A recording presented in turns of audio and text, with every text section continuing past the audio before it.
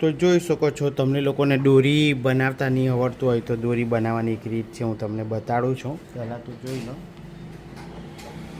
કે આ ઉડે પટ્ટી કાપવાની હોય.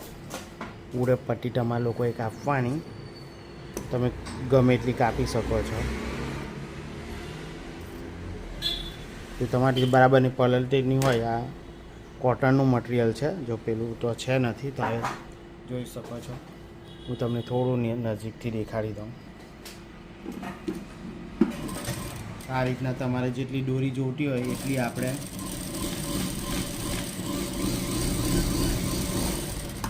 આ રીતના સિલાઈ માર લેવાની છે, જોઈ શકો છો. એટલે આટલી દોરી પલટે આપણી પછી જોઈ શકો. અને આવો સોય દોરો પોવાનો, આપણે જે મશીનની સોય બૂઠી થઈ ગઈ હોય તેનો યુઝ કરી શકો તમે, જોઈ શકો છો. અને આવી રીતના પોવાનું અને એક ગાંઠ મારવાની આટલે ગાડી, તમે જોઈ શકો છો. આ રીતના કરીને એટલે આ ફિટ થઈ જાય આટલે ગાડી. અને પાછળનો જે ભાગ છે એનો યુઝ આવી રીતના કરવાનો અને આ રીતના કરવાનું. જો હું તમને પલટાવીને પણ દેખાડું, દોરી બનાવવાની સરળ રીત છે આ. ઘણી રીતના દોરી બને છે, આ રીતના પણ બને છે. પછી સોય એક આવે મોટો, તેનાથી પછી તારથી, અને બીજી ઘણી બધી અલગ અલગ રીત છે. તો આ રીતના તમારે કરતું રહેવાનું છે. અને આવી રીતના દોરો અંદર જતો રહેશે પૂરેપૂરો. અને પછી કેવું કરવાનું તે બતાવ્યું.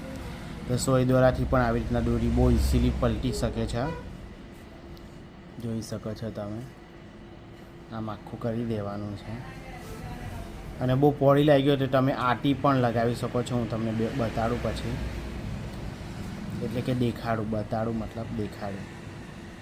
તો જોઈ શકો તમે, આપણી દેશી ભાષા છે. અને આવે અહીંયા આને ફોલ્ડ કરવાનું છે.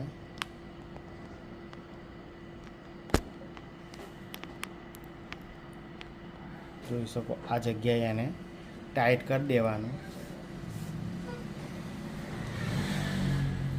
અને પછી આ જગ્યા પર થોડું કરીને આ રીતના કરતું જવાનું. એટલે પછી આખી દોરી બની જશે.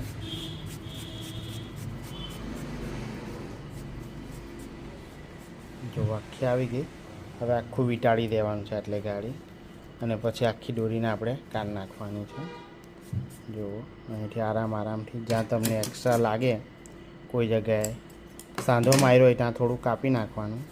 એટલે આપણી જગ્યાથી દોરી બહુ નહીં થાય. જો આ રીતના આખી જ કાઢી નાખવાની છે.